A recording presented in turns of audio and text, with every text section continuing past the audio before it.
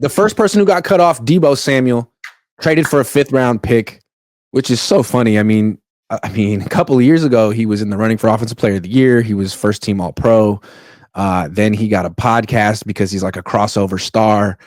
And he got traded for a 5th-round pick, which is kind of humiliating. And then he wrote a big, long essay about his life in the Players Tribune. What do you think of Deebo's year so far? Pretty sure even last year, weren't the Steelers offering like a second for him? It's on second or third, something like that. But first off, what I want to say is I will always have love for Deebo. He brought so much excitement to the team. So before, we get cooking. But, I will always love Deebo, always appreciate Deebo. He brought tons to the team. But, yeah, I think it was a lot what Richard Sherman had to say about it, too. It was just, I think, a too many mouths to feed problem. Deebo has a very strong personality, to put it politely, and he wants the football. And when he's struggling, even when he's getting the football, he feels it's because he's not getting enough football. And I think what Sherman said, I think this is addition by subtraction. I think it's going to make our offense a lot easier to run. You and I were talking about this during the season.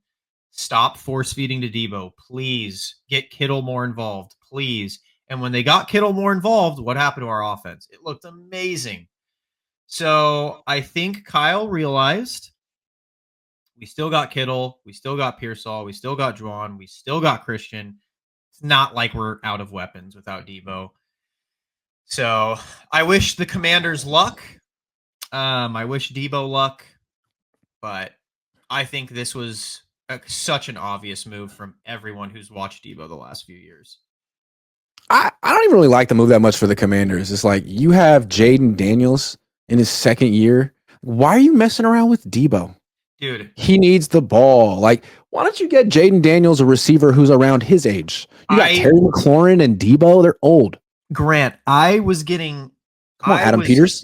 I had people going after my neck on Twitter because I was like, when are they going to start building Jaden Daniels? Seriously, the team is old. You can't just 1 to 2 year. Like, everyone's like, oh my God, Adam Peters is so successful. Okay, Bobby Wagner's 35, Austin Eckler's 30, Deebo's 29, Terry McLaurin's 29.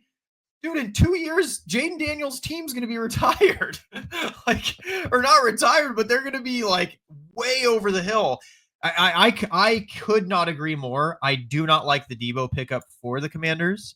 I hope the best for Deebo, but even if he does, say he does get not to he's never going to get to 2021 Deebo. Say he gets to 2022 Deebo, or even, 2023 Deebo. Like, who cares? He's someone you have to build an entire offense around. Yep. He's someone you have to scheme open because he cannot. I would be willing to bet money he's the worst route runner in the NFL. And you have to keep him happy.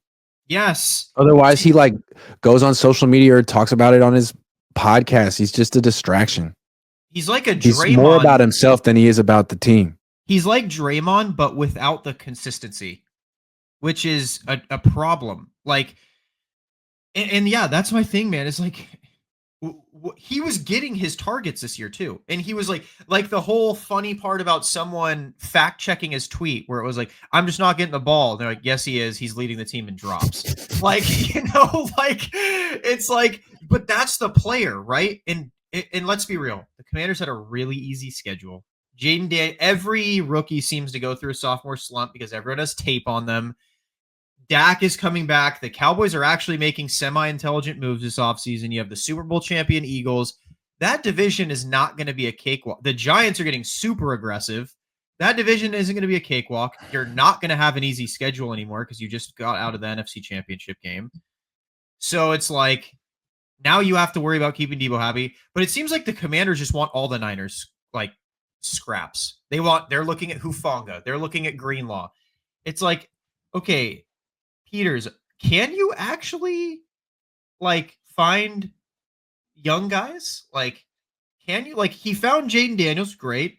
He found the young corner. That was good. But other than that, his team's full of 30 to 35-year-olds.